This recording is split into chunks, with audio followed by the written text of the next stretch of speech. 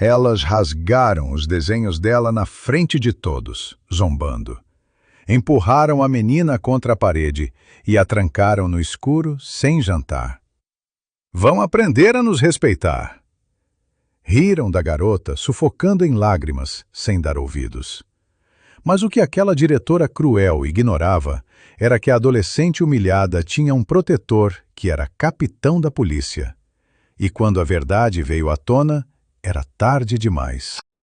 Mas antes de começarmos essa história de justiça que abalou uma cidade inteira, escreva nos comentários de onde você está nos assistindo.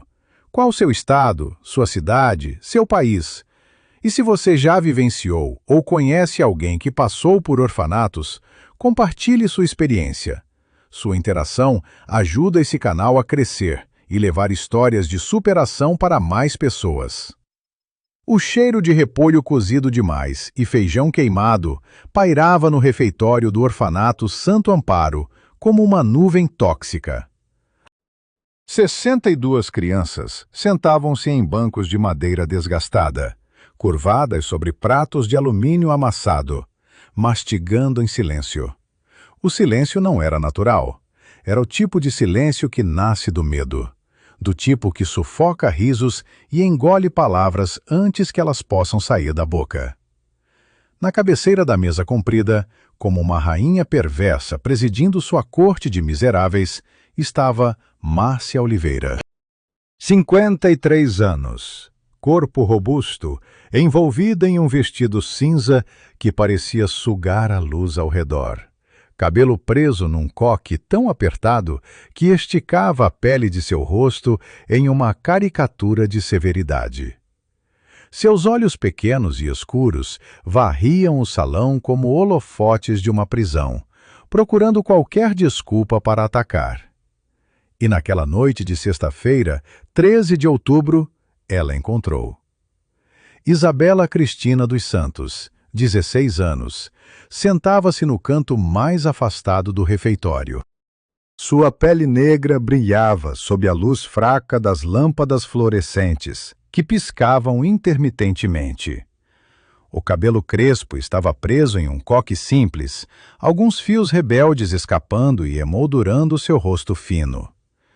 Ela era bonita de uma maneira que incomodava Márcia, uma beleza natural que nem a roupa surrada e o cansaço nos olhos conseguiam apagar. Ao lado de seu prato quase intocado estava um caderno de desenho maltratado. As páginas amareladas continham esboços de uma habilidade impressionante para alguém sem treinamento formal. Rostos, paisagens, mãos entrelaçadas, pássaros em voo. Isabela desenhava porque era a única coisa que ainda a mantinha sã naquele lugar. Márcia levantou-se com um movimento brusco que fez a cadeira arranhar o chão de cimento. O som cortou o ar como uma faca. Todas as cabeças se abaixaram ainda mais. — O que é isso aí, Isabela? A voz dela era açúcar envenenado. — Ao invés de comer, você fica aí rabiscando besteiras? Isabela levantou os olhos, o coração já acelerando. Ela sabia que qualquer resposta seria a errada, mas o silêncio também seria punido. — Eu já terminei de comer, senhora diretora. Estava apenas desenhando um pouco antes de ajudar a lavar a louça. Márcia atravessou o refeitório com passos pesados que ecoavam como martelos. Ela arrancou o caderno das mãos de Isabela com tanta força que a menina sentiu a pele queimar com o atrito. Desenhar? Desenhar? A voz subiu uma oitava. Você acha que está na escola de arte, sua vagabunda? Acha que nasceu para ser artista, é? Uma preta pobre que nem você, sem família, sem nada, e quer ficar desenhando? O veneno nas palavras era tão grosso que podia ser tocado. As outras crianças congelaram, algumas com as colheres no ar, testemunhas mudas de mais uma execução pública. Isabela mordeu o lábio inferior com força, tentando conter as lágrimas que queimavam seus olhos. — Não, senhora. Eu só estava passando o tempo. Passando o tempo? Márcia abriu o caderno e começou a folhear as páginas com desdém teatral. Olha só, gente.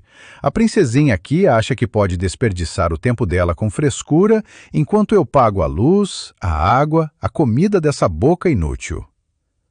Ela segurou o caderno bem alto, mostrando um desenho particularmente bonito de uma mulher idosa sorrindo.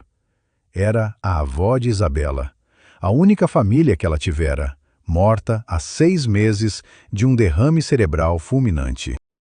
Quem é essa velha aqui? Sua avó?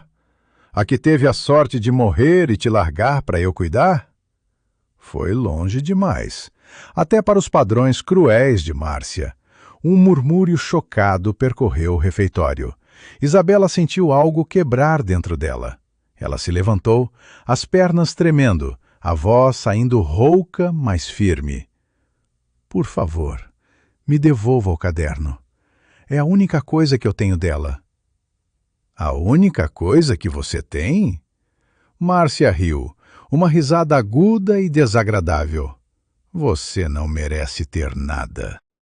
Pessoas como você precisam aprender humildade, aprender seu lugar no mundo. E o seu lugar é no fundo, bem no fundo.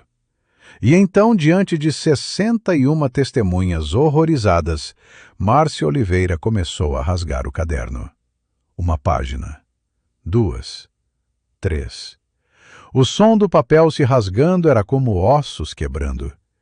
Isabela soltou um grito sufocado, dando um passo à frente, mas a assistente da diretora, Cláudia, a segurou pelos ombros. Não faça isso, não vai melhorar.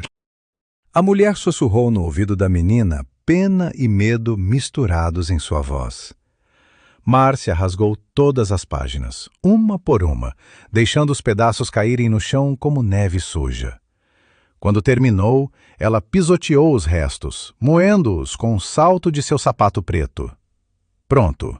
Agora você pode se concentrar no que realmente importa. Trabalhar, obedecer e ser grata por ter um teto sobre essa sua cabeça dura. E já que você tem tanta energia para desenhar, vai passar a noite no depósito pensando sobre suas prioridades. Sem jantar, sem cobertor. Quem sabe assim você aprende? Isabela não chorou, não gritou. Seu rosto se transformou em uma máscara vazia, os olhos sem vida. Era um mecanismo de defesa que ela desenvolvera, um jeito de desligar a dor quando ela ficava insuportável. 2 funcionárias a levaram pelos corredores frios até o depósito nos fundos do prédio. Era um cubículo de 2 metros por 3, sem janelas, cheirando a mofo e produtos de limpeza. Elas a empurraram para dentro e fecharam a porta com um cadeado pesado. Na escuridão absoluta, Isabela finalmente se permitiu desmoronar. Ela se encolheu no canto, abraçando os joelhos, o corpo sacudindo com soluços silenciosos. Cada lágrima era uma lembrança da avó, cada respiração uma dor renovada. Mas então ela sentiu algo no bolso de sua calça surrada. Seu celular. Um aparelho simples, antigo, que ela mantinha escondido porque Márcia proibia que as crianças tivessem telefones. Ela o ligou, a luz fraca da tela iluminando seu rosto molhado de lágrimas. Havia uma mensagem nova. Recebida há 20 minutos, enquanto ela estava no refeitório. O número ela conhecia de cor. Era dele, do capitão Roberto Silva. O homem que sua avó fez jurar, em seu leito de morte, que cuidaria de Isabela.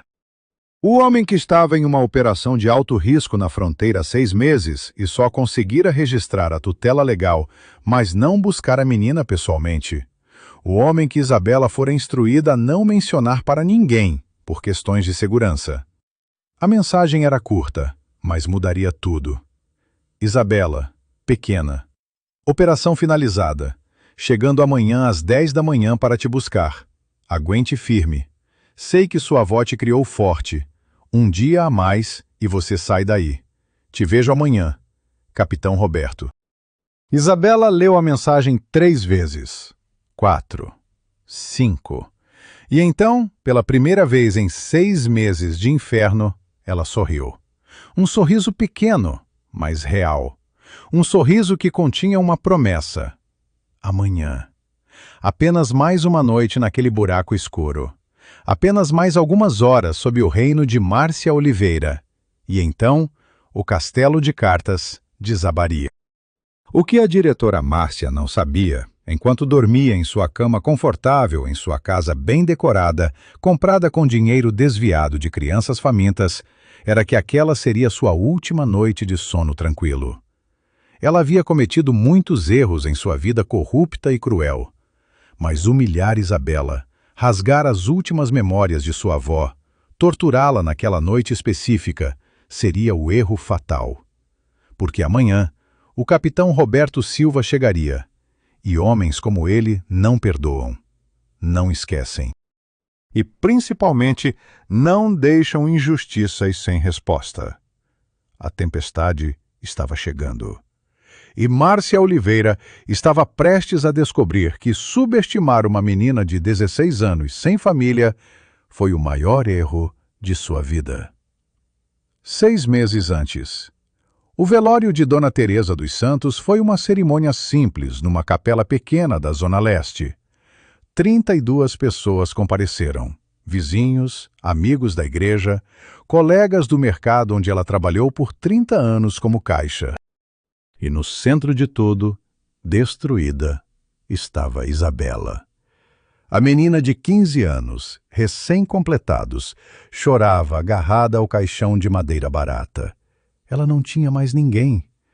A mãe morrera no parto. O pai nunca fora localizado. A avó Teresa era mãe, pai, família inteira. E agora ela se fora, levada por um derrame que a derrubou no meio da cozinha, enquanto preparava o almoço de domingo.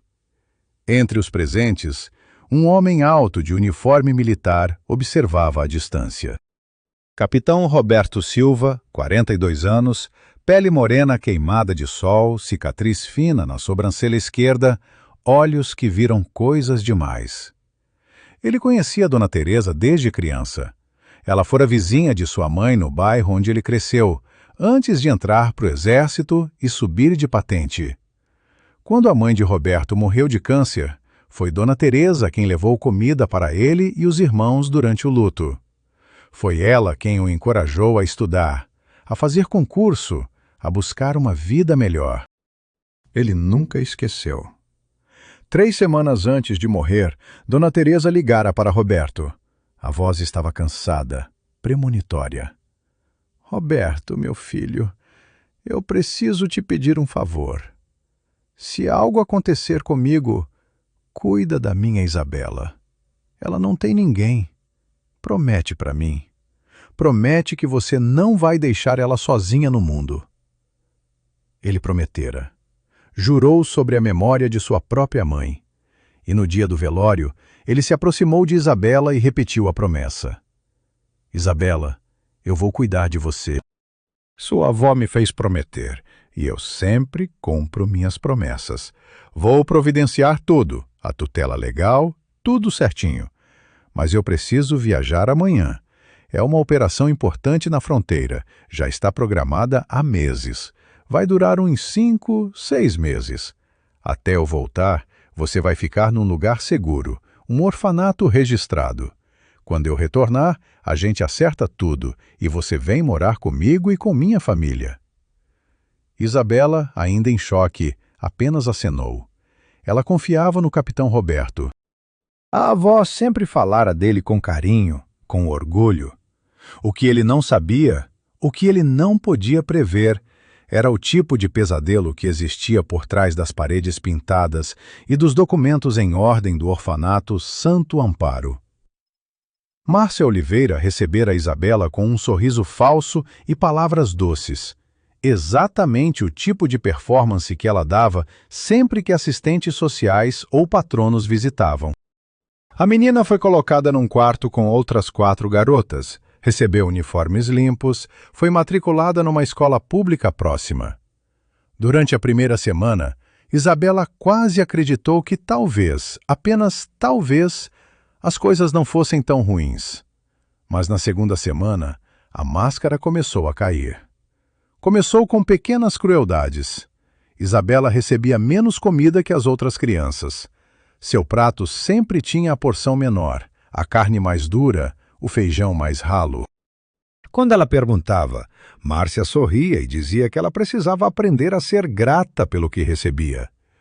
Depois vieram os comentários. Sobre seu cabelo, muito armado, muito rebelde.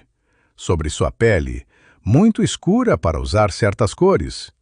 Sobre sua boca, muito grande, muito atrevida. Pequenas farpas envenenadas disfarçadas de conselhos. Na terceira semana, as tarefas começaram. Enquanto outras crianças tinham horários equilibrados de estudo e pequenas obrigações domésticas, Isabela era acordada às 5 da manhã para limpar os banheiros. Era ela quem esfregava o chão do refeitório depois de cada refeição. Era ela quem lavava montanhas de louça com as mãos, ficando vermelhas e rachadas do detergente barato. Quando falta às aulas por estar exausta demais, senhorita Isabela? Márcia perguntava com falsa preocupação na frente de outras crianças. Você precisa se esforçar mais, ser disciplinada.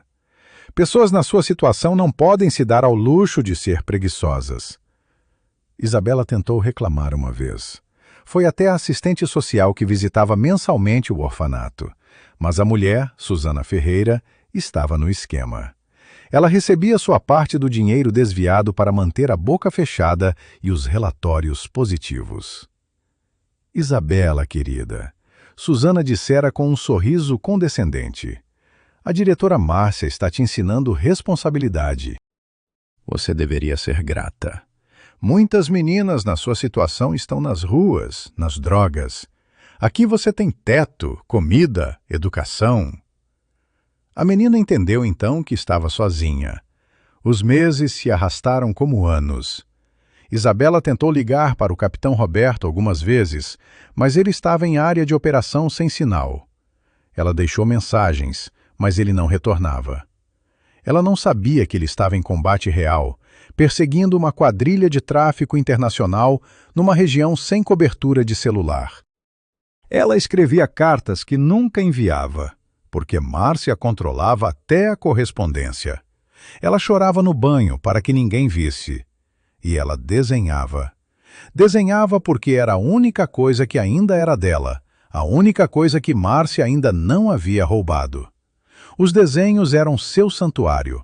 Eram memórias da avó, sonhos de liberdade, retratos das outras crianças que também sofriam, mas não podiam falar. Em cada traço havia resistência, em cada sombra havia esperança. Márcia odiava os desenhos. Odiava porque eles representavam algo que ela não podia controlar, um espaço interior onde sua crueldade não alcançava. E odiava especialmente porque Isabela tinha talento real. E Márcia, que nunca criara nada de belo em sua vida inteira, não suportava ver beleza nascendo de alguém que ela considerava inferior. As humilhações se intensificaram. Márcia começou a chamar Isabela de nomes horríveis, sempre quando ninguém de fora estava por perto. Vagabunda, inútil, peso morto, negra metida. Cada palavra era escolhida para ferir, para diminuir, para quebrar. Uma noite, Márcia arrancou Isabela da cama às 3 da madrugada e a fez limpar a cozinha inteira porque, segundo ela, havia uma migalha no chão. A menina limpou durante 2 horas, de joelhos no piso frio, enquanto a diretora assistia fumando um cigarro e soltando cinzas propositalmente no chão recém-lavado. Em outra ocasião, quando Isabela teve febre alta, Márcia a mandou trabalhar mesmo assim. Não existe doença aqui. Existe preguiça, e preguiça se cura com trabalho. As outras crianças tinham pena de Isabela, mas tinham medo de Márcia. Ajudá-la significava virar o próximo alvo. Então, elas assistiam em silêncio, culpadas e impotentes. Houve momentos em que Isabela pensou em fugir. Mas para onde? Ela não tinha dinheiro, não tinha parentes, não tinha para onde ir. A rua era mais perigosa que o orfanato. Ela sabia disso. Houve momentos em que ela pensou em desistir completamente, mas a memória da avó a segurava. Teresa não criara uma filha fraca. Teresa ensinara que a vida era dura, mas que pessoas fortes sobrevivem, que tempestades passam, que a noite sempre termina em amanhecer. Então Isabela aguentou, dia após dia, humilhação após humilhação. Ela aguentou porque não tinha escolha, mas também porque, no fundo de seu coração ferido, havia uma centelha teimosa de esperança. O capitão Roberto voltaria. Ele prometera. E promessas significavam algo no mundo da avó Teresa. Significavam tudo. E naquela noite de sexta-feira, 13 de outubro, trancada no depósito escuro depois da pior humilhação de todas, com os pedaços rasgados de seus desenhos ainda pisoteados no refeitório, a promessa finalmente se concretizou numa mensagem de celular. Chegando amanhã, às 10 da manhã. Amanhã. A palavra mais linda que Isabela já vira. Amanhã a espera terminaria. Amanhã a justiça começaria. Amanhã Márcia Oliveira descobriria que o inferno que ela criara estava prestes a consumir sua própria vida. Se você está sentindo raiva da diretora Márcia, deixe seu like para que essa história alcance mais pessoas. E fique até o final, porque a vingança será doce e a justiça inevitável. O amanhecer do sábado, 14 de outubro, chegou com um céu limpo e um sol que prometia calor. Márcia Oliveira acordou às 7 da manhã, de excelente humor. Ela tinha motivos. Naquele dia, receberiam a visita de uma comitiva de 3 inspetores da Secretaria de Assistência Social. Era uma inspeção de rotina que acontecia 2 vezes por ano, e, como sempre, Márcia já havia providenciado os preparativos adequados. 3 envelopes grossos com dinheiro vivo foram entregues discretamente na semana anterior. R$ 2.000 para cada inspetor. O preço do silêncio e dos relatórios impecáveis. Ela se vestiu com cuidado, um terno azul marinho que passava seriedade, brincos de pérola falsa, maquiagem leve, a máscara da diretora dedicada e competente. Tomou seu café reforçado com pães franceses, manteiga importada e suco de laranja natural. Enquanto isso, no orfanato, as crianças tomavam café com leite ralo e pão amanhecido. Às 8 da manhã, Márcia chegou ao orfanato dirigindo sua Spin prata, comprada com dinheiro de doações que nunca chegaram às crianças. Ela entrou como um general inspecionando tropas antes da batalha. Cláudia, sua assistente mais antiga, uma mulher de 40 anos, com olheiras profundas e consciência cada vez mais pesada, esperava na entrada. Tudo pronto para a inspeção, Márcia? Sim, diretora. As crianças estão sendo preparadas. Os quartos foram limpos. Os registros estão organizados na sua mesa. E a Isabela? Soltaram ela do depósito? Acabei de mandar a Joana buscar ela. Mas, diretora, a menina passou a noite inteira lá. Ela não está bem. Márcia deu de ombros, sem um pingo de remorso. Ótimo. Assim ela aprendeu a lição. Mas escuta bem, Cláudia. Se ela abrir a boca sobre qualquer coisa para os inspetores, qualquer coisa, você sabe o que acontece. Ela vai para o abrigo da Zona Norte. E lá, o que eu faço aqui vai parecer um parque de diversões. Deixa bem claro para ela. Cláudia engoliu em seco e assentiu. Ela sabia do abrigo da Zona Norte. Sabia das histórias de abuso que vinham de lá. Sabia que era uma ameaça real. Enquanto isso, no depósito, Isabela ouvia o cadeado sendo aberto. A luz súbita do corredor a cegou temporariamente. Joana, uma funcionária jovem de 20 e poucos anos, estendeu a mão. Vem, Isabela. Precisa tomar banho e se arrumar. Tem inspeção hoje. Isabela saiu cambaleando. Suas pernas estavam dormentes de ficar encolhida a noite toda. Seus olhos estavam inchados. Mas em seu rosto havia algo diferente, uma calma estranha, um brilho que Joana não conseguia decifrar. A menina tomou banho rapidamente, vestiu o uniforme limpo que lhe deram especialmente para a inspeção e desceu para o café da manhã. Márcia a observou como um falcão. Senhorita Isabela, hoje teremos visita importante. Inspetores que vão verificar se tudo está bem aqui. E está tudo bem, não está? Você está feliz aqui, não está? Porque se não estiver, posso arranjar outro lugar para você. Um lugar muito, muito pior, entendeu? Isabela a encarou com aqueles olhos fundos e escuros. Entendi perfeitamente, senhora diretora. Ótimo. Então vá comer e depois ajude a limpar o refeitório. Tudo tem que estar perfeito. As horas se arrastaram. As crianças foram posicionadas estrategicamente. As mais bonitas, mais bem nutridas, aquelas que Márcia tratava melhor para manter as aparências, foram colocadas na frente.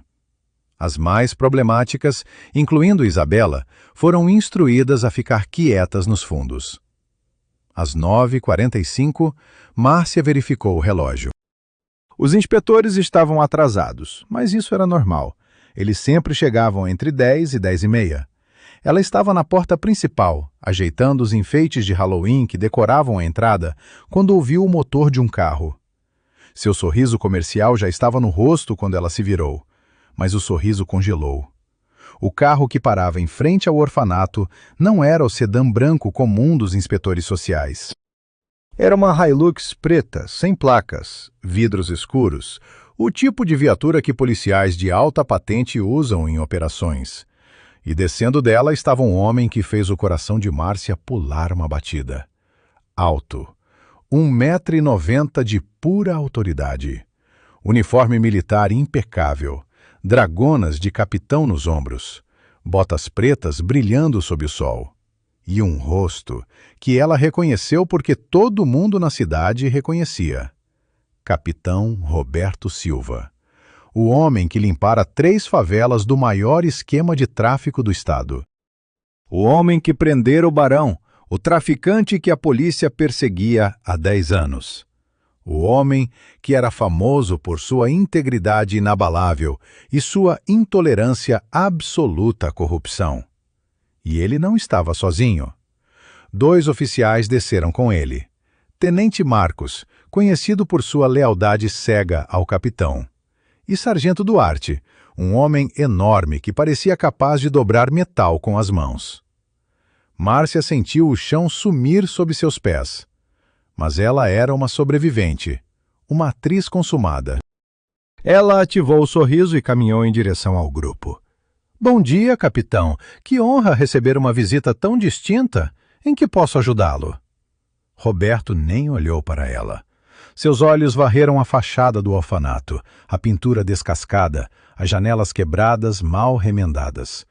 Depois, seus olhos, duros como pedras, finalmente pousaram em Márcia. Onde está Isabela Cristina dos Santos? A pergunta foi uma lança atravessando o peito de Márcia. Seus pensamentos correram. Como ele conhecia Isabela? Por quê? O quê?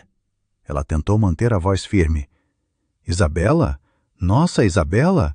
Ela está aqui, sim. É uma das nossas meninas. Posso perguntar qual o motivo da... Vá buscá-la. Agora.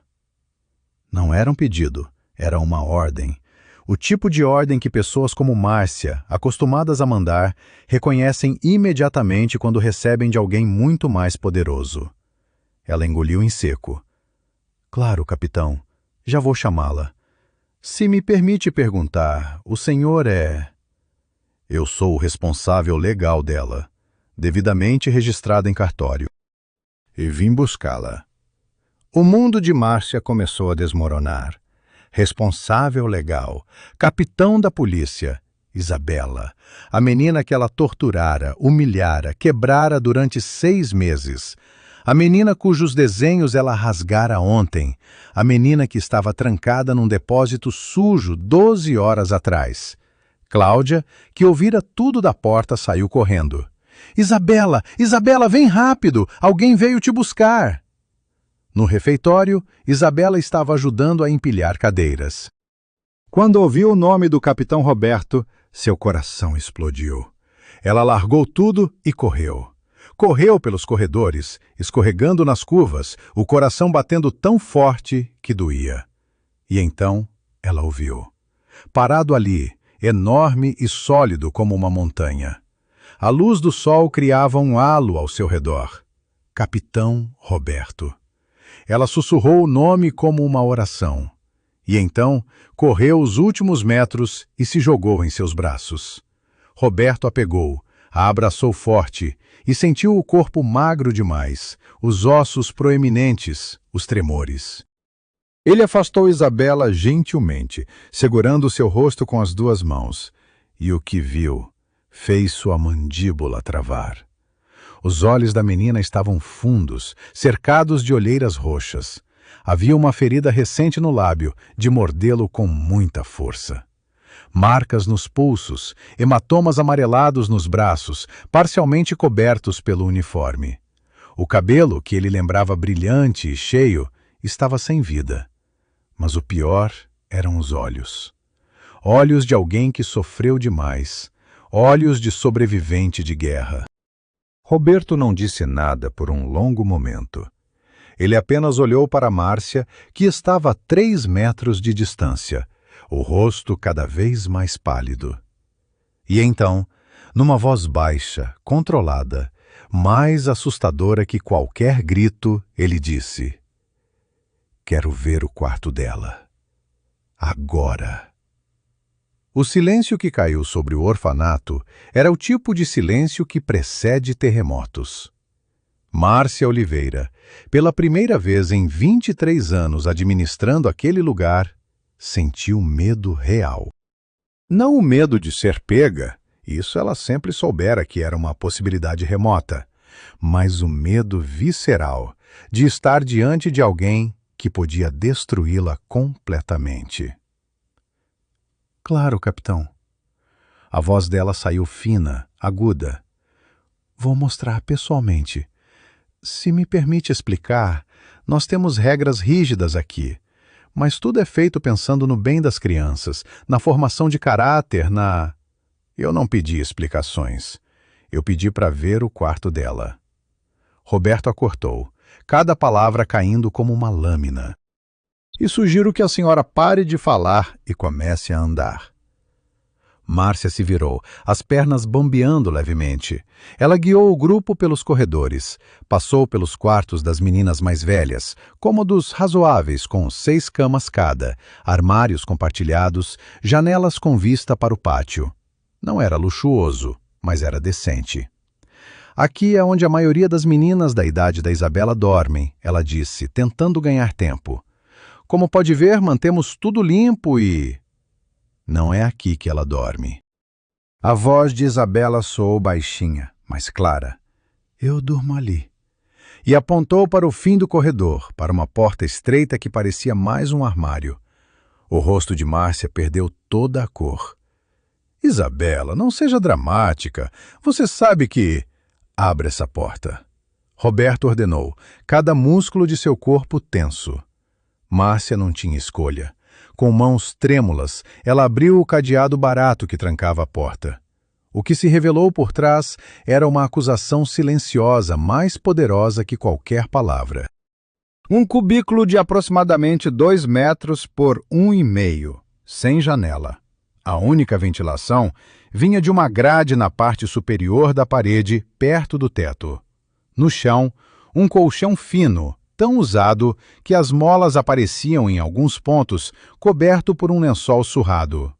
Um cobertor fino dobrado no canto. Uma caixa de papelão que servia de criado mudo, com 3 livros didáticos empilhados e uma vela pela metade, para quando faltava luz. As paredes de concreto estavam úmidas, manchas de mofo se espalhando como hematomas. O cheiro era de umidade, de confinamento, de desespero. E espalhados pelo chão, como carcaças de sonhos mortos, estavam os pedaços rasgados dos desenhos de Isabela. Ela ainda não tivera coragem de juntá-los. Roberta entrou no cubículo. Ele era tão alto que sua cabeça quase tocava o teto baixo. Ele se abaixou, pegou um dos pedaços de papel. Era parte de um rosto, os olhos cuidadosamente sombreados. Ele reconheceu Dona Teresa, a avó de Isabela.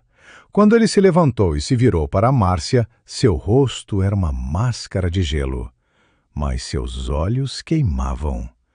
Queimavam com uma fúria tão intensa que Márcia deu um passo para trás involuntariamente. Quantas crianças neste orfanato? Ele perguntou, a voz perigosamente calma. 62, capitão. Márcia tentou recuperar algum controle.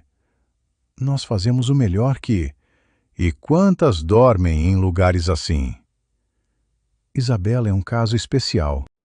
Ela tem problemas de comportamento. Precisa de mais disciplina. Mentira.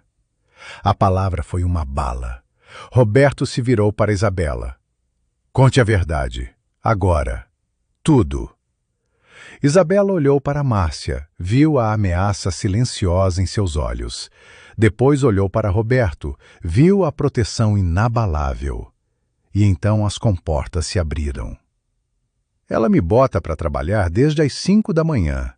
Eu limpo todos os banheiros, lavo a louça de todas as refeições, esfrego o chão do refeitório. Ela me dá menos comida que as outras crianças. Às vezes a comida do meu prato está estragada. Ela me xinga, me chama de vagabunda, de inútil, de negra metida.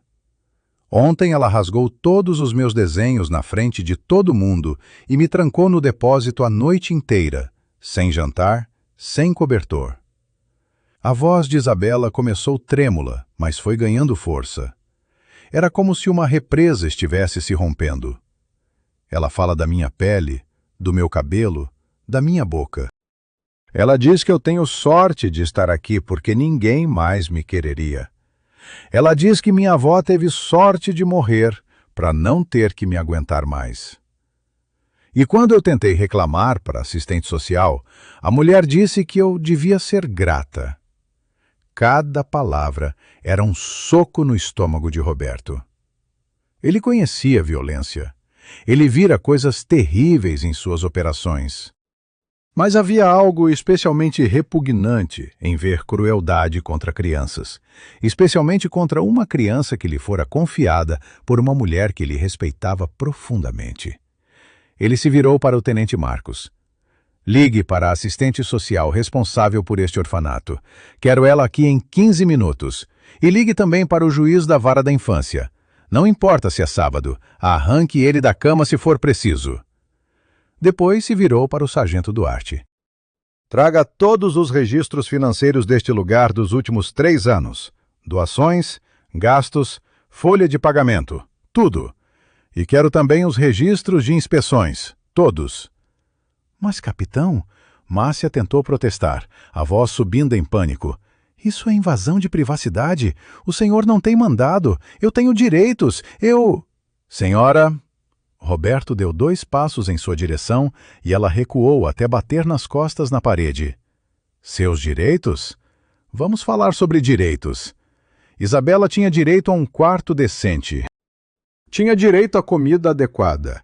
Tinha direito a ser tratada com dignidade.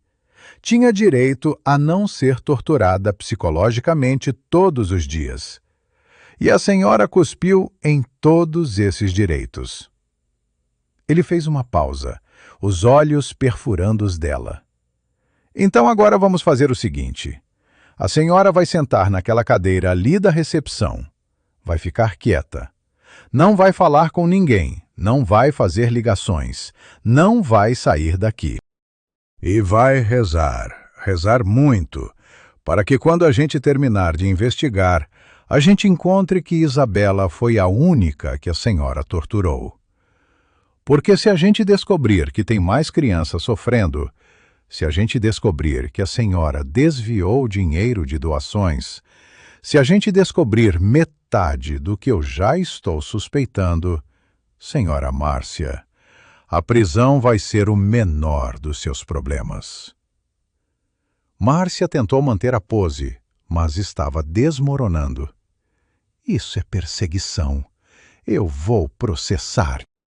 Eu vou ligar para o meu advogado, para o vereador Antônio, que é meu amigo, Ligue! Roberta desafiou cruzando os braços. Ligue para o vereador. Aliás, por favor, ligue, porque eu adoraria saber por que um vereador é amigo pessoal de uma diretora de orfanato. Que tipo de favores vocês trocam? Que tipo de esquemas vocês armam? O silêncio de Márcia foi eloquente. É o que eu pensei. Agora sente e fique quieta. Os próximos 90 minutos foram um furacão de revelações. A assistente social Susana chegou com ar de irritação que rapidamente se transformou em terror quando viu quem a convocara. O juiz da vara da infância, Dr. Henrique Mendonça, chegou ainda de chinelos, mas com uma pasta cheia de documentos. E à medida que os registros eram examinados, a podridão vinha à tona como o pus de uma ferida infectada. Doações de 5 empresas grandes nos últimos 2 anos. R$300 mil no total. Nos registros do orfanato, apenas 80 mil constavam. R$220 mil simplesmente desaparecidos. Contratos com fornecedores de comida que vendiam produtos de qualidade inferior a preços inflacionados. A diferença embolsada por Márcia e os fornecedores. 7 funcionários na folha de pagamento que ninguém nunca vira. Funcionários fantasmas cujos salários iam para contas em nome de familiares de Márcia. E o pior de tudo, um caderno escondido no fundo de uma gaveta trancada que Duarte arrombou. Um caderno com anotações sobre cada criança. Ao lado dos nomes de algumas, palavras como problemática, insubordinada, precisa aprender. Ao lado desses nomes, listas de punições. Privação de comida, confinamento, trabalho forçado. Isabela não era a única, era apenas a mais recente. Havia 12 nomes naquela lista, 12 crianças torturadas sistematicamente. Quando o juiz Henrique terminou de ler o caderno, ele estava pálido. Ele olhou para Márcia com uma mistura de nojo e incredulidade. Senhora Oliveira, a senhora está presa em flagrante por abuso infantil, trabalho infantil forçado, tortura, desvio de verbas públicas, falsidade ideológica e formação de quadrilha. E isso é só o começo. Quando terminarmos essa investigação, a senhora vai responder por cada centavo desviado, por cada criança machucada, por cada mentira documentada. Não, não, não! Márcia começou a chorar, a maquiagem escorrendo em listras pretas pelo rosto. Eu tenho família, tenho filhos para sustentar. Eu só queria uma vida melhor. Todo mundo faz isso. Todo mundo desvia um pouco. Eu não machuquei ninguém de verdade. Foram só correções educativas. As crianças precisam de disciplina. Correções educativas? Roberto pegou o caderno das mãos do juiz e leu em voz alta. Isabela, 16 anos, trancada no depósito sem comida por 18 horas por responder mal. Júlio, 14 anos, obrigado a limpar banheiros com as mãos sem luvas por quebrar uma xícara. Maria Clara, 13 anos, humilhada publicamente por enurese noturna. Essas são suas correções educativas? Ele atirou o caderno na mesa com força. A senhora é uma torturadora, uma ladra, uma predadora que se aproveitou de crianças vulneráveis e agora vai pagar. Roberto fez um sinal. 2 policiais civis que haviam chegado como reforço se aproximaram. Algemem ela. Quando as algemas clicaram nos pulsos de Márcia, a realidade finalmente a atingiu. Ela começou a gritar, a chorar, a implorar. Por favor, Eu sinto muito. Eu vou devolver o dinheiro. Vou mudar. Deem uma chance. Eu tenho 60 anos. Não vou sobreviver na cadeia. Roberto se abaixou até ficar no nível dos olhos dela. Isabela tem 16. As outras crianças que a senhora torturou têm entre 10 e 17 anos. A senhora roubou a infância delas. Roubou a dignidade delas. E agora quer piedade? Ele se levantou. Levem ela. Enquanto Márcia era arrastada para fora, gritando e chorando, algo extraordinário aconteceu. As crianças do orfanato, que haviam se reunido nas janelas e portas para assistir ao drama, começaram a chorar. Mas não eram lágrimas de tristeza, eram lágrimas de alívio, de libertação, de finalmente serem vistas, serem acreditadas, serem protegidas. Uma das meninas mais novas, Sofia, de apenas 10 anos, correu até Isabela e a abraçou forte. Obrigada, obrigada por contar. Obrigada por ser corajosa. E então todas vieram. Uma onda de crianças abraçando Isabela, chorando, agradecendo, desabafando. E Isabela, que sofrera sozinha por tanto tempo, finalmente entendeu que não estava sozinha, que nunca estivera. Roberto observou a cena, sentindo um nó na garganta. Ele pensou em Dona Teresa, olhando lá de cima. Ele cumprira a promessa. Não perfeitamente, não rápido o suficiente, mas ele cumprira. Capitão, o tenente Marcos se aproximou. A polícia está querendo dar entrevista. A imprensa já está aqui fora. Alguém filmou a prisão e já está viralizando. Roberto assentiu. Deixa eles esperarem. Agora nós cuidamos dessas crianças primeiro. Chame o conselho tutelar, assistentes sociais de verdade, psicólogos. Eu quero cada criança deste orfanato examinada, ouvida e protegida. Depois a gente fala com a imprensa. Ele se aproximou de Isabela, que ainda estava cercada pelas outras crianças. Pequena, a gente vai sair daqui. Você vai para minha casa, para sua casa agora. Minha esposa preparou seu quarto. Está tudo esperando por você. Isabela olhou para ele com olhos brilhando de lágrimas. E as outras? E minhas amigas aqui? Elas também vão ser cuidadas, eu prometo. A gente vai fechar esse lugar, investigar tudo, e cada uma dessas meninas vai ter uma chance de verdade. Por causa de você. Por causa da sua coragem. Enquanto eles saíam do orfanato, com Isabela segurando a mão de Roberto, como uma criança pequena segura a mão do pai, as câmeras capturaram a imagem. A imagem de uma menina magra demais, machucada, mas com a cabeça erguida. E ao lado dela, um capitão da polícia que escolhera usar seu poder não para enriquecer ou intimidar, mas para proteger. Aquela imagem rodaria o Brasil inteiro nas próximas horas. E mudaria tudo. Enquanto a viatura que levava Márcia Oliveira se afastava, uma das crianças na janela sussurrou o que todas estavam pensando. Finalmente, finalmente o monstro caiu. E em algum lugar, Dona Teresa sorria. A viatura que levava Márcia Oliveira cortava o trânsito da cidade com sirenes desligadas. A ex-diretora estava algemada no banco de trás, espremida entre dois policiais que a olhavam com o tipo de desprezo normalmente reservado para os piores criminosos. E, tecnicamente, ela era exatamente isso. Suas mãos tremiam. A maquiagem havia se transformado em listras pretas de rímel escorrido. Os brincos de pérola falsa pareciam ridículos agora, adereços de uma peça de teatro que havia terminado de forma catastrófica. Ela tentava processar o que havia acontecido nas últimas 2 horas. Como tudo desmoronara tão rápido. 2 horas atrás, ela era a diretora respeitada, temida, poderosa em seu pequeno reino. Agora, era apenas a prisioneira número 7.843, a caminho de uma cela que cheirava a desinfetante barato e desespero.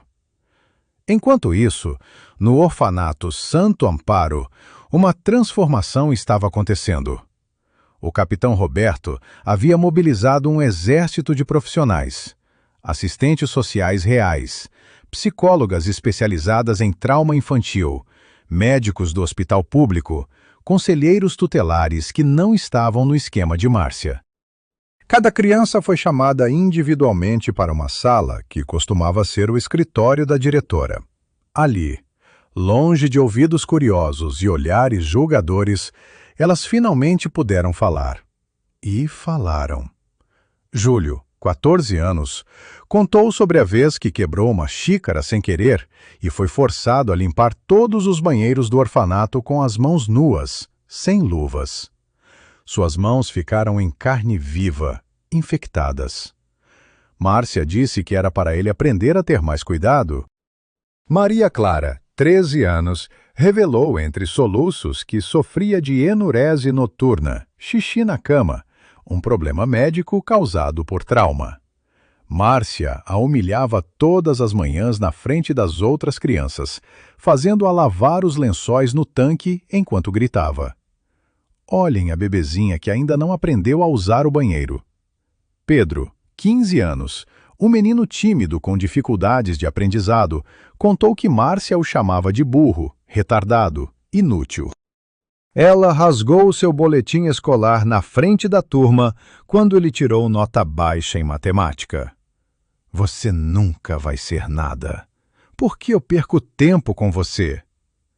Sofia, 10 anos, a menina mais nova na lista negra de Márcia, revelou que era obrigada a acordar às 4h30 da madrugada para preparar o café da manhã de todas as crianças.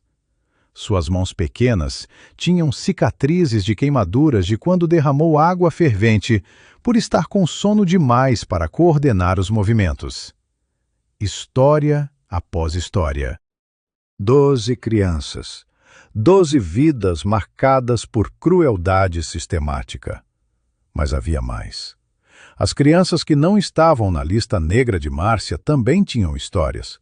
Histórias sobre presenciar os abusos e não poder fazer nada. Sobre viver com medo constante de se tornar o próximo alvo. Sobre aprender que adultos não são confiáveis, que autoridade significa perigo, que reclamar é inútil. A psicóloga-chefe, doutora Ângela Ferreira, uma mulher de 40 e poucos anos com 20 anos de experiência em casos de abuso infantil, saiu das entrevistas com os olhos vermelhos. Ela se aproximou do capitão Roberto, que coordenava tudo de um canto do refeitório. Capitão, em 2 décadas fazendo esse trabalho, eu já vi muita coisa. Mas isso aqui é um dos casos mais graves de abuso institucional sistemático que eu já encontrei. Não estamos falando de negligência ou de uma diretora mal preparada. Estamos falando de tortura psicológica deliberada, calculada. Ela escolhia as crianças mais vulneráveis, as que não tinham família, as que eram diferentes, e as destruía metodicamente. Roberto passou a mão pelo rosto, cansado. Quantas você estima que vão precisar de tratamento psicológico? Todas.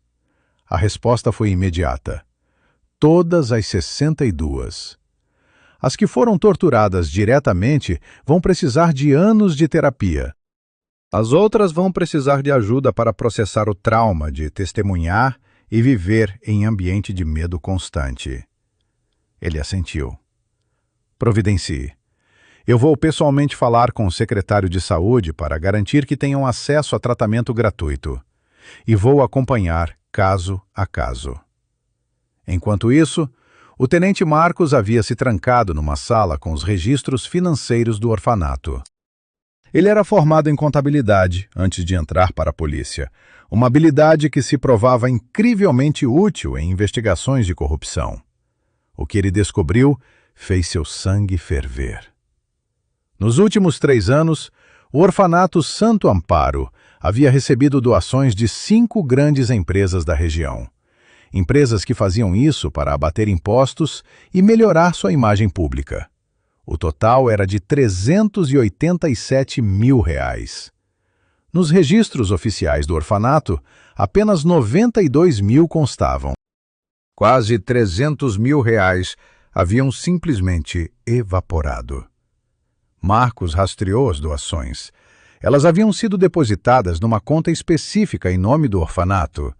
Depois, através de uma série de transferências complexas, o dinheiro era movido para outras contas.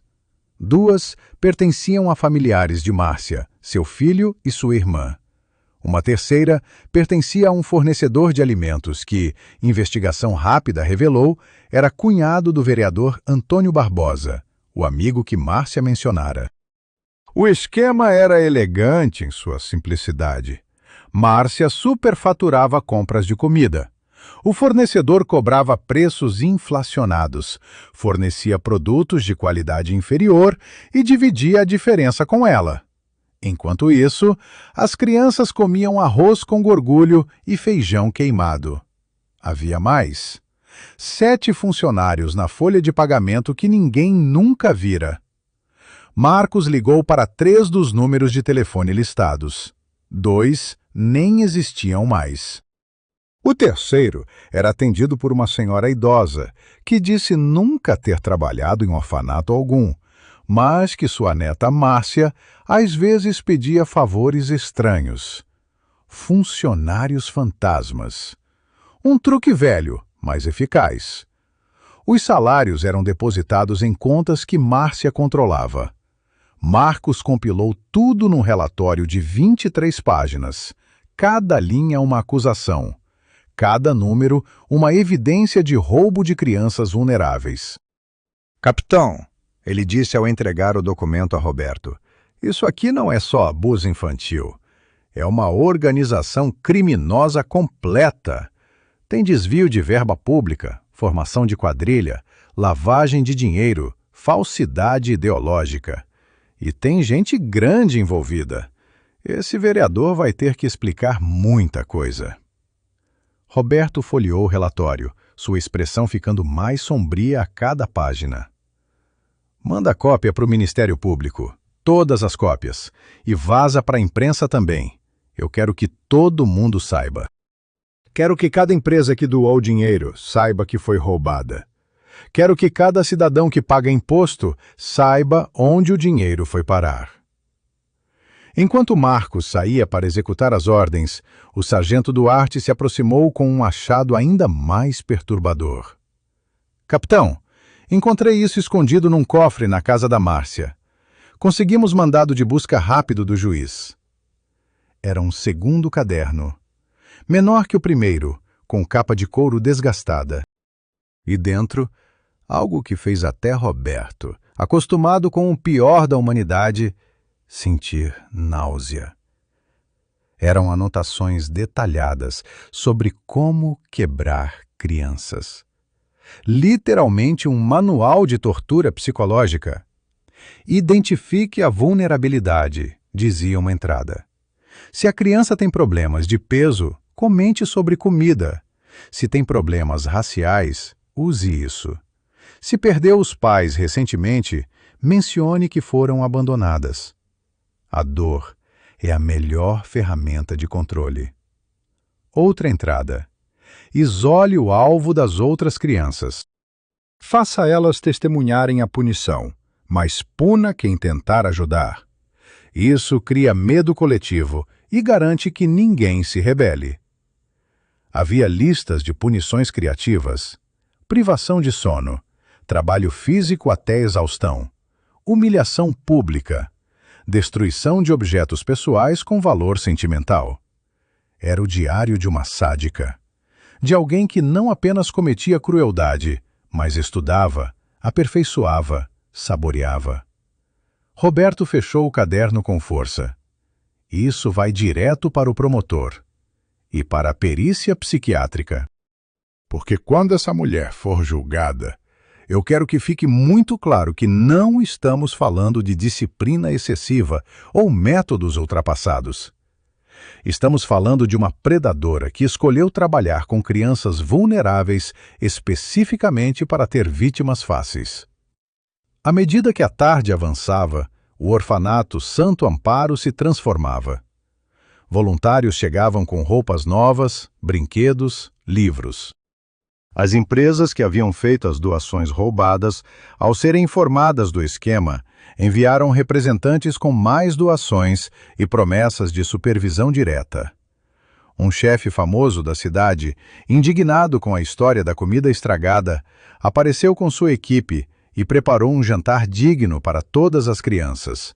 Pizza, lasanha, salada fresca, suco natural, sobremesa.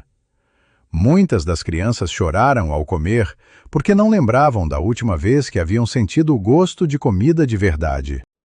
E enquanto tudo isso acontecia, enquanto a justiça lentamente começava a fazer seu trabalho, Isabela estava em sua nova casa. A casa do capitão Roberto era simples, mas acolhedora. 3 quartos numa rua tranquila de classe média.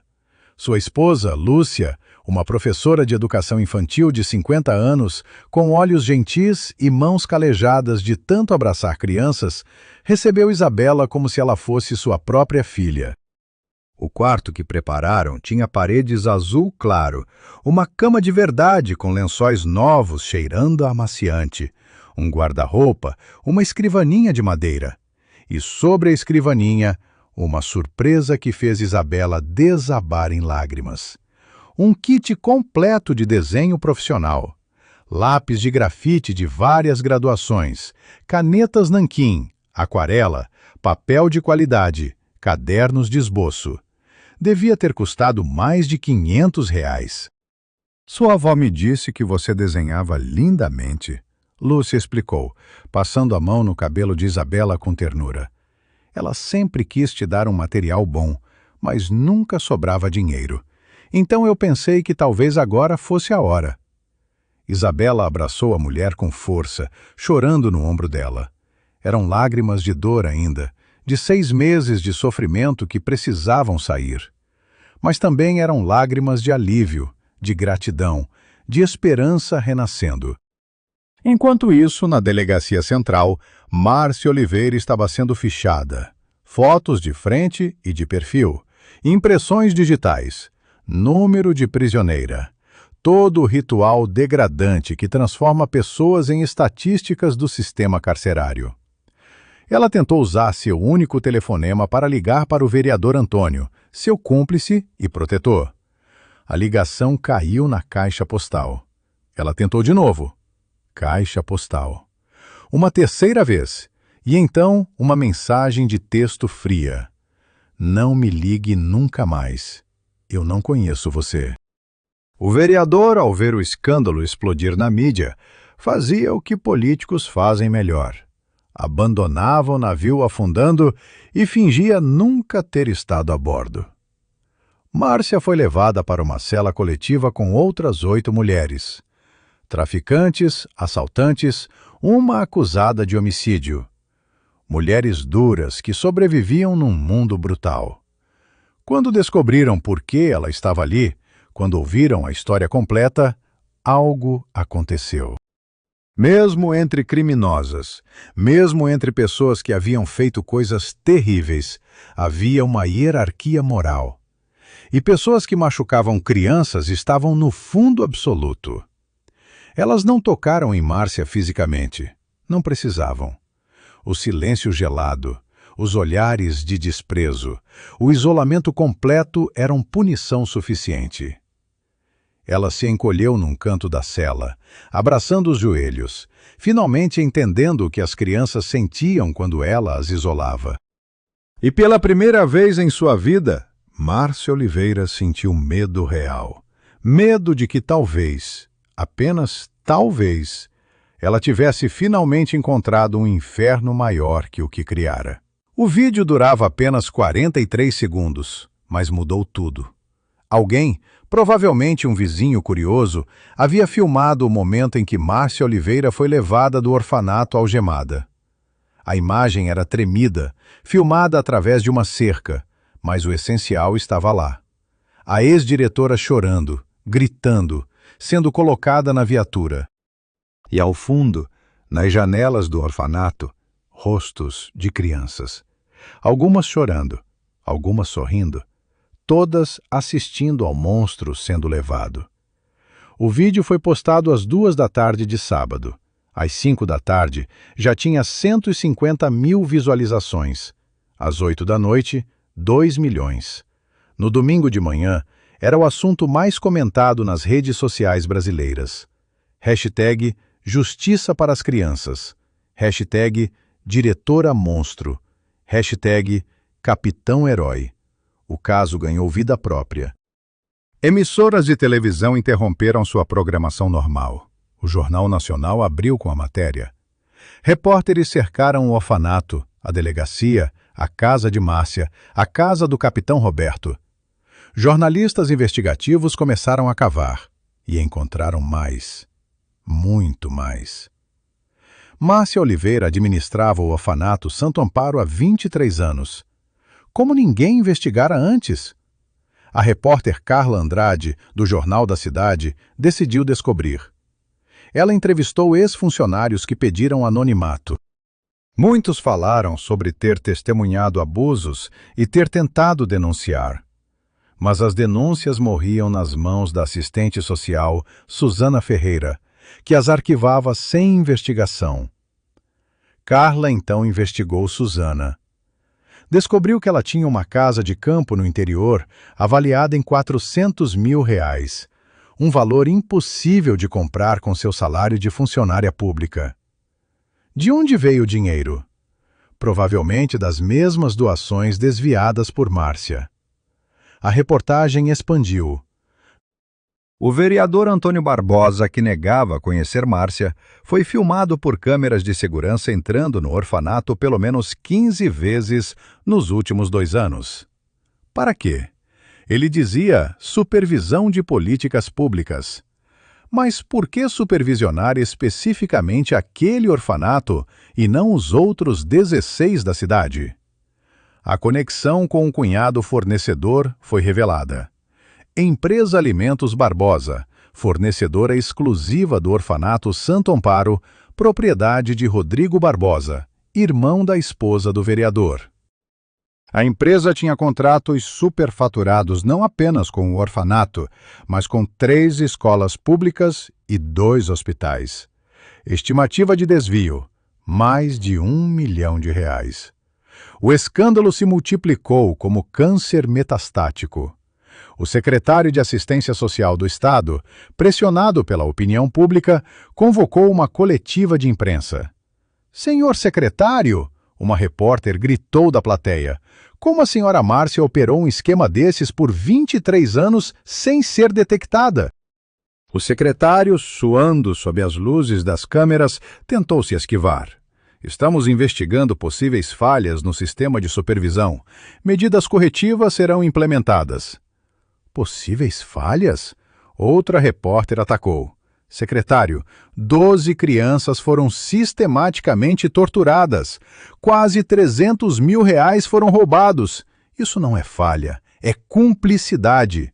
Quantas pessoas no seu departamento estavam envolvidas?" O secretário não tinha respostas. Apenas promessas vazias de transparência e mudança. Mas o povo brasileiro não queria promessas. Queria sangue. Manifestações começaram. No domingo à tarde, 3 mil pessoas se reuniram em frente à Secretaria de Assistência Social. Cartazes diziam: prisão para todos os envolvidos, proteção para as crianças, basta de corrupção, justiça para Isabela e todas as vítimas. Mães levaram seus filhos. Professores organizaram grupos. Até policiais compareceram, fora de serviço, indignados com a corrupção de colegas que deveriam proteger os vulneráveis. E no centro de tudo, a história de Isabela. A imprensa descobriu quem ela era. Uma menina de 16 anos, órfã, talentosa em desenho, que sobrevivera a 6 meses de tortura até ser resgatada por seu tutor, o capitão Roberto Silva. A narrativa tinha tudo que faz uma história viralizar. Vítima inocente, vilão cruel, herói improvável, final feliz contra todas as probabilidades. Isabela virou símbolo. Seu rosto, cuidadosamente pixelado para proteger sua privacidade, mas ainda reconhecível como uma adolescente negra de olhos tristes, estava em todos os jornais. Artistas criaram ilustrações de solidariedade. Uma se tornou especialmente viral. Um desenho de uma menina negra com asas de anjo quebradas sendo carregada por um anjo guerreiro de uniforme policial. A legenda: nem toda criança tem um Capitão Roberto, mas toda criança deveria ter. Ativistas de direitos humanos se mobilizaram. A ONG Proteção Infantil Brasil lançou uma campanha pedindo reforma completa do sistema de orfanatos. Em 48 horas, juntaram 300 mil assinaturas num abaixo-assinado online. Empresários se envolveram. As 5 empresas que haviam feito doações roubadas não apenas doaram novamente, mas criaram um fundo de R$ 1 milhão para as 62 crianças do orfanato Santo Amparo. Cada criança receberia aproximadamente R$ 16 mil, mantidos em trust até completarem 18 anos, para educação ou início de vida independente. Celebridades compartilharam a história. Atores, cantores, influencers. O jogador de futebol mais famoso do país, ele mesmo criado num orfanato, gravou um vídeo emocionado. Eu poderia ter sido Júlio. Poderia ter sido a Maria Clara. Poderia ter sido a Isabela. Quantas crianças estão sofrendo agora enquanto falamos?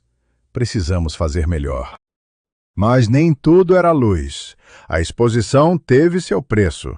Isabela, que queria apenas voltar a ter uma vida normal, se viu no centro de um furacão midiático. Repórteres tentaram entrevistá-la. Paparazzi acamparam em frente à casa do Capitão Roberto. Na escola, outros alunos a olhavam com curiosidade mórbida, faziam perguntas invasivas, tiravam fotos secretas. Uma noite, 3 dias após a prisão de Márcia, Isabela teve um ataque de pânico. As paredes do quarto bonito começaram a fechar. As memórias do depósito escuro invadiram sua mente. Ela não conseguia respirar. Lúcia a encontrou encolhida no canto, hiperventilando. Sem pânico, sem gritos, apenas se sentou ao lado da menina e começou a respirar profunda e calmamente, segurando sua mão. Respira comigo, querida. Dentro, segura, fora. Isso. Você está segura. Você está aqui comigo. Ninguém vai te machucar, eu prometo. Levou 20 minutos para Isabela se acalmar. Quando finalmente conseguiu falar, sua voz estava quebrada. Eu não quero ser famosa. Eu não quero que todo mundo saiba minha história. Eu só queria ter minha avó de volta. Só queria desenhar em paz. Só queria ser normal. Lúcia a abraçou. Eu sei, meu amor. E você vai ser. Isso vai passar. A atenção vai diminuir. E quando passar, você vai ter uma vida linda. Mas agora, neste momento, você representa algo importante. Você é a prova de que monstros podem ser derrotados, de que crianças merecem ser protegidas. Isso não é justo com você, eu sei. Mas é poderoso. No dia seguinte, o Capitão Roberto deu sua primeira e única entrevista coletiva. Ele estava em uniforme de gala, medalhas no peito, postura militar. Mas quando começou a falar, havia emoção em sua voz. Eu não sou herói. Eu apenas cumpri uma promessa que fiz para uma mulher boa que morreu. A verdadeira heroína dessa história é Isabela. Uma menina de 16 anos que aguentou 6 meses de inferno e ainda assim não quebrou. Que manteve sua humanidade, seu talento, sua esperança. Ela é mais forte que qualquer soldado que eu já comandei. Ele fez uma pausa, olhando diretamente para as câmeras. E quero dizer algo para todas as outras Isabelas que existem por aí. Para todas as crianças que estão sofrendo em silêncio, com medo de falar, achando que ninguém vai acreditar ou se importar. Nós nos importamos. Existem pessoas boas no mundo. Existem adultos que vão te proteger. Fale, denuncie, grite se for preciso, porque vocês merecem ser ouvidos. Vocês merecem ser salvos. O vídeo teve 10 milhões de visualizações em 24 horas. E em sua cela úmida e lotada, Márcia Oliveira assistiu ao vídeo num aparelho de TV quebrado, que tinha má recepção. Ela viu a histeria pública, viu as multidões pedindo sua cabeça, viu o império que construíra desmoronar em chamas. E pela primeira vez, ela realmente entendeu a gravidade do que fizera. Não porque sentisse remorso genuíno pelas crianças, mas porque viu as consequências para ela mesma. A prisão perpétua social, a marca permanente de monstro, o fato de que seu nome seria sinônimo de crueldade infantil para sempre. Ela não lamentava ter torturado Isabela. Ela lamentava ter sido pega. E essa diferença era exatamente porque ela nunca seria livre de novo. 6 meses podem parecer uma eternidade ou um piscar de olhos, dependendo de qual lado das grades você está. Para Márcia Oliveira, presa preventivamente na penitenciária feminina de Santana, foram 182 dias de inferno na Terra. Para Isabela, morando com o capitão Roberto e Lúcia, foram 182 dias de cura lenta, mas constante. Terapia 3 vezes por semana. Noites acordada com pesadelos. Mas também manhãs desenhando na escrivaninha enquanto o sol entrava pela janela. Jantares em família. Risadas começando a voltar. Confiança sendo reconstruída tijolo por tijolo. E agora, num frio dia de abril, ambas estavam no mesmo prédio pela primeira vez desde a prisão. O Tribunal de Justiça, uma construção imponente de concreto e vidro, onde destinos são decididos. A sala de audiências estava lotada. 120 lugares, todos ocupados. Jornalistas com cadernos, câmeras de emissoras, autorizadas a filmar, ativistas de direitos humanos, curiosos que chegaram às 5 da manhã para garantir lugar, e na primeira fileira, as 12 crianças que Márcia torturara, agora acompanhadas de seus novos lares adotivos ou de assistentes sociais. Isabela estava ali, sentada entre Roberto e Lúcia. Ela havia completado 17 anos 3 semanas atrás. Parecia mais velha. Não no corpo, que finalmente ganhara peso saudável e músculos, mas nos olhos. Havia uma gravidade ali, uma maturidade forjada em sofrimento. Ela usava um vestido azul simples, presente de Lúcia. O cabelo estava solto, crespo e volumoso, enquadrada em seu rosto num ato de reclamar a beleza que Márcia tentara destruir. Em suas mãos, um caderno de desenho, não para mostrar, apenas para ter. Um talismã, uma âncora. Às 9 horas em ponto, a juíza entrou. Doutora Beatriz Sampaio, 62 anos, 38 de carreira, famosa por 2 coisas: sua inteligência afiada como bisturi e sua intolerância absoluta para com crimes contra crianças. Tinha 3 filhos e 7 netos. Diziam que ela via o rosto deles em cada criança vítima que passava por seu tribunal. Márcia foi trazida algemada. Em 6 meses, ela havia envelhecido 10 anos. O cabelo, antes tingido de castanho, agora mostrava raízes brancas. O rosto estava inchado, olheiras profundas, pele cinzenta. O terno barato de prisioneira pendurava frouxo em seu corpo que perdera 20 quilos. Quando ela viu a sala lotada, as câmeras, as crianças na primeira fileira, seu rosto perdeu a pouca cor que tinha. Seu advogado, Dr. Cláudio Mendes, um criminalista de meia tigela que aceitara o caso apenas pela publicidade, parecia tão confortável quanto um gato num banho de água fria. O processo começou. A promotora, doutora Helena Costa, uma mulher de 40 e poucos anos com reputação de não perder casos envolvendo abuso infantil, se levantou. Sua voz era clara, sem emoção excessiva. apenas fatos. E os fatos eram devastadores.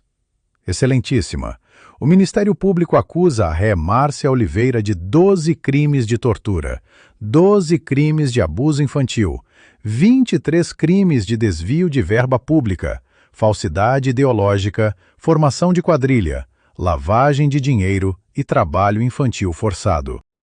As evidências são esmagadoras. Temos documentos, testemunhas, confissões gravadas de cúmplices que fizeram delação premiada.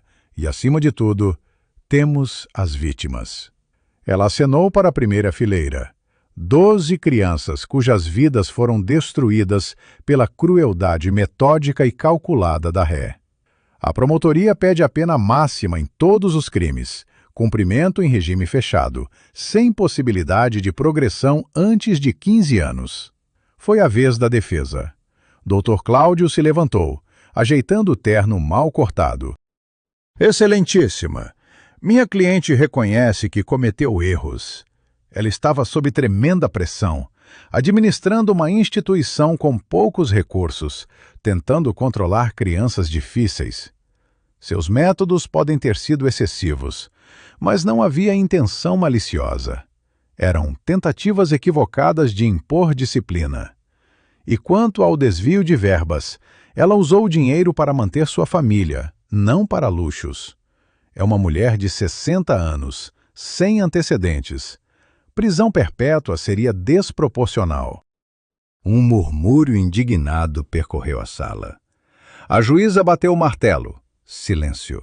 Então começaram os depoimentos. Primeiro, a assistente social Suzana Ferreira, que fizera delação premiada em troca de pena reduzida.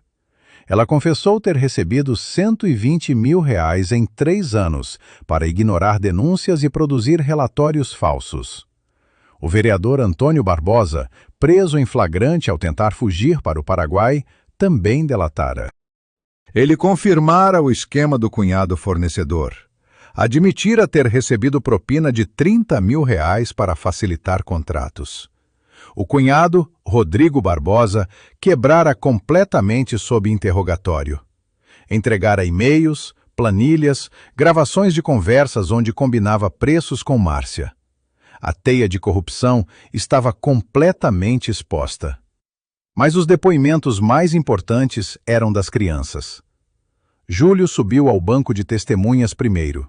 Agora, com 15 anos, morava com uma família adotiva amorosa. Mas sua voz tremia quando falou. Ela me fazia limpar banheiros com as mãos nuas porque eu quebrei uma xícara. Minhas mãos ficaram infectadas. Doía tanto que eu não conseguia segurar lápis na escola. Quando reclamei, ela disse que dor ensina lições que palavras não ensinam. Maria Clara, agora com 14 anos, precisou de 5 minutos para se acalmar antes de conseguir falar. Eu tenho um problema médico. Faço xixi na cama.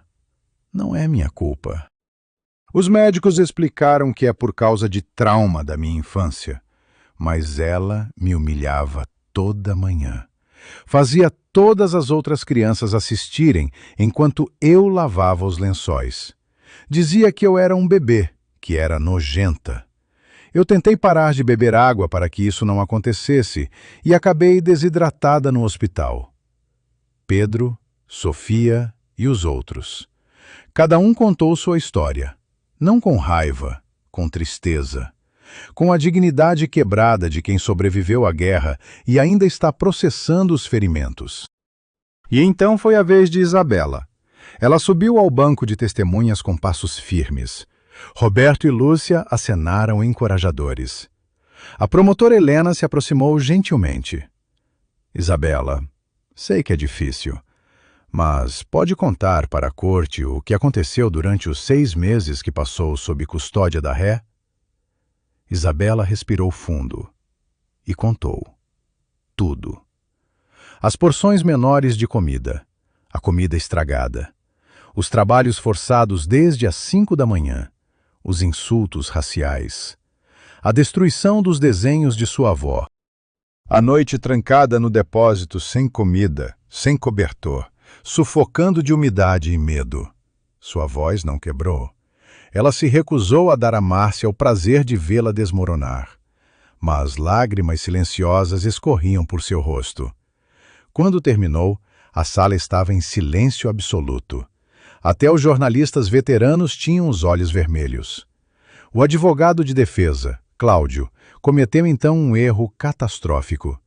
Ele tentou desacreditar Isabela. Senhorita Isabela, ele disse com um sorriso condescendente, não é verdade que você tinha problemas de comportamento? Que se recusava a obedecer regras? Que provocava a diretora propositalmente? Isabela o encarou. Meu problema de comportamento era ter dignidade. Era me recusar a aceitar abuso. Era lembrar que sou um ser humano, não um animal para ser domado. Se isso é provocação, então sim, eu provocava todos os dias ao acordar e ainda ter esperança. A resposta foi tão poderosa que alguém na plateia começou a aplaudir. Outros se juntaram. A juíza teve que bater o martelo 3 vezes para restaurar ordem. Doutor Cláudio, a juíza disse, sua voz cortante como gelo, sugiro que repense sua estratégia de defesa. Atacar uma vítima adolescente não vai ajudar sua cliente. Ele se sentou, derrotado. Finalmente, foi dada a palavra a Márcia. Ela tinha o direito de falar em sua defesa. Ela se levantou, as algemas tilintando. Por um momento, parecia que ia dizer algo significativo. Um pedido de desculpas, um reconhecimento do mal que causara. Mas então, ela abriu a boca e destruiu qualquer chance de clemência. Eu fiz o melhor que pude com o que tinha. Essas crianças não entendem o mundo real. Precisam de disciplina, de estrutura. Sim, fui dura. Sim, usei métodos antigos. Mas era pelo bem delas. E quanto ao dinheiro, eu tinha despesas. Minha família precisava. Não sou criminosa. Sou uma mulher que fez escolhas difíceis em circunstâncias impossíveis. Ela olhou para Isabela diretamente. E você, menina? Você sempre foi problemática. Sempre se achando especial por desenhar. Precisava aprender humildade. Eu estava te educando. A sala explodiu. Gritos de indignação. A juíza bateu o martelo furiosamente. Isabela não reagiu. Apenas olhou para Márcia com algo próximo à pena. Pena de alguém tão corrompido, tão quebrado, que nem consegue ver a monstruosidade de suas próprias ações. Quando a ordem foi restaurada, a juíza Beatriz falou, e sua voz estava tremendo de raiva contida. Em 38 anos no judiciário, eu vi muita coisa, mas raramente vi uma demonstração tão completa de falta de remorso, de incapacidade de reconhecer a humanidade básica de suas vítimas. A senhora, Márcia Oliveira, não é uma educadora que usou métodos duros. A senhora é uma torturadora que escolheu como vítimas as pessoas mais vulneráveis da sociedade. Crianças órfãs, crianças sem voz. Crianças que a senhora deliberadamente quebrou por prazer sádico. Ela consultou seus papéis. Pelos crimes de tortura, abuso infantil, desvio de verba e demais acusações, eu condeno a ré a 23 anos de prisão em regime inicialmente fechado, sem possibilidade de progressão antes de 15 anos cumpridos. Adicionalmente, determino o ressarcimento integral de todas as verbas desviadas, perda de direitos políticos e proibição perpétua de trabalhar com crianças ou populações vulneráveis. 23 anos. Márcia, que tinha 60, estaria com 83 quando saísse. Se saísse. Ela desabou. Literalmente caiu de joelhos, soluçando. Não, não, por favor. Eu vou morrer na prisão. Tenho 60 anos. Isso é pena de morte. A juíza a olhou sem um pingo de simpatia. A senhora sentenciou 12 crianças a viver com trauma perpétuo. Considere-se sortuda por apenas 23 anos. Enquanto Márcia era arrastada para fora, ainda gritando e chorando, as 12 crianças na primeira fileira se abraçaram. Não havia celebração, apenas alívio. Alívio de finalmente serem vistas, serem acreditadas, serem validadas. Isabela se virou e abraçou Roberto e Lúcia. Obrigada. Obrigada por cumprir a promessa. Obrigada por me salvar. Roberto beijou o topo de sua cabeça. Você se salvou, pequena. Você aguentou. Você sobreviveu. Eu só fiz o que qualquer pessoa decente faria. Do lado de fora do tribunal, a imprensa esperava. Isabela fez uma declaração curta, a única que daria. Justiça foi feita hoje. Mas justiça não apaga o passado. Ainda acordo com pesadelos. Ainda tenho que fazer terapia. Mas estou viva. Estou com pessoas que me amam. E uso minha história para lembrar ao mundo que crianças vulneráveis precisam de proteção, não de predadores. E então ela foi para casa, para sua casa de verdade, para começar o resto de sua vida. 2 anos e meio depois do julgamento, a vida seguiu para todos os envolvidos. Mas não da mesma forma. Para Márcia Oliveira, os dias se arrastavam com monotonia brutal na penitenciária feminina de Santana. Ela limpava banheiros agora, ironicamente a mesma tarefa que forçava as crianças a fazer. As outras prisioneiras a tratavam com desprezo gelado. Mesmo entre criminosas, ela era considerada o pior tipo de monstro. Ela não recebia visitas. Seus filhos a renegaram publicamente. Sua irmã mudou de sobrenome. O marido, que nunca soubera do esquema, pediu divórcio 3 meses após a prisão. Márcia envelheceu rapidamente. Aos 63 anos, parecia ter 80. O cabelo completamente branco, corpo curvado, dentes caindo por falta de tratamento dentário adequado. Ela seria elegível para a progressão de regime em 12 anos, quando tivesse 75. Mas as chances eram mínimas. O crime era grave demais, a comoção pública grande demais. Ela teria muito tempo para refletir sobre suas escolhas, se é que ainda era capaz de reflexão genuína. Para Isabela, o caminho foi completamente diferente. Ela se formou no ensino médio com notas excelentes. Ficou em 3º lugar no vestibular para Direito na Universidade Estadual, uma conquista que a deixou em lágrimas de alegria. Seu sonho, que começara no banco de testemunhas do julgamento, era se tornar promotora especializada em direitos infantis. Eu quero ser a voz das crianças que não conseguem falar, ela dissera a Roberto. Quero fazer o que a promotora Helena fez por mim. Quero garantir que nenhuma criança precise esperar 6 meses por justiça. Roberto e Lúcia a adotaram oficialmente no seu aniversário de 18 anos. Uma cerimônia simples num cartório, mas que significou tudo. Isabela finalmente tinha família novamente. Tinha um sobrenome que escolhera: Isabela Cristina Silva. Tinha pais que a amavam incondicionalmente. Ela continuava desenhando. Seu talento florescera com um apoio adequado. Ela fez exposições de seus trabalhos, vendeu algumas peças, usou o dinheiro para um fundo que criara. Bolsas de estudo para crianças de orfanatos que demonstrassem talento artístico. O fundo cresceu. Empresas doaram, celebridades endossaram. Em 2 anos, 37 crianças receberam bolsas. As outras 11 crianças da lista negra de Márcia também seguiram em frente, cada uma em seu próprio ritmo. Júlio foi adotado por um casal de professores. Desenvolveu amor por química e planejava cursar farmácia. Suas mãos, que um dia ficaram em carne viva de limpar banheiros, agora misturavam compostos em laboratórios escolares. Maria Clara, após anos de terapia, superou a enurese. Foi adotada por uma médica pediatra que a tratou com a gentileza que nunca tivera. Sonhava em ser psicóloga infantil.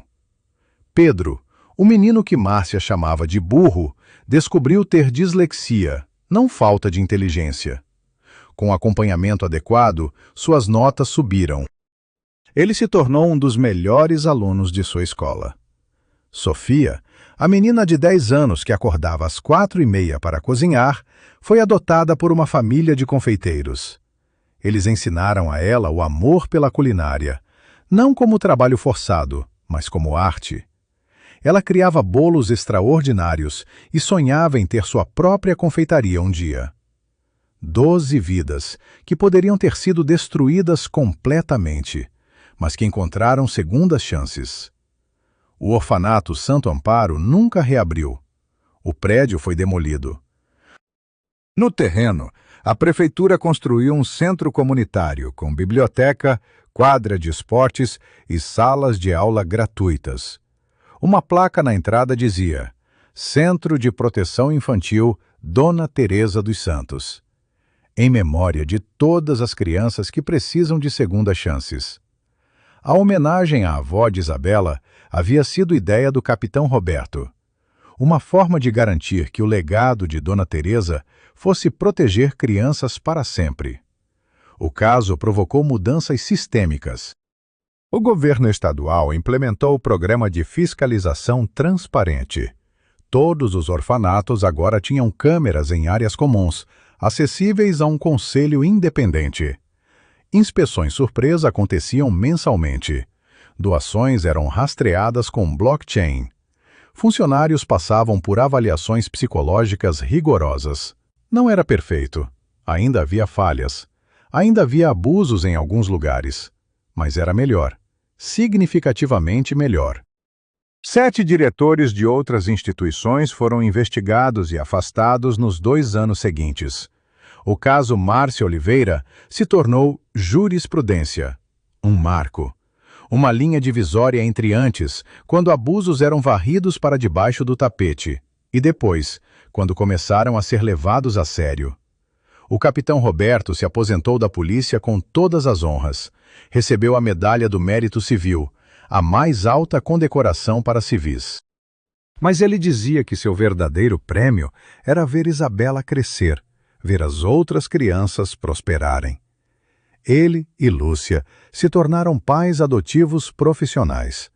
Acolheram mais 3 crianças ao longo dos anos, todas adolescentes consideradas difíceis demais para adoção.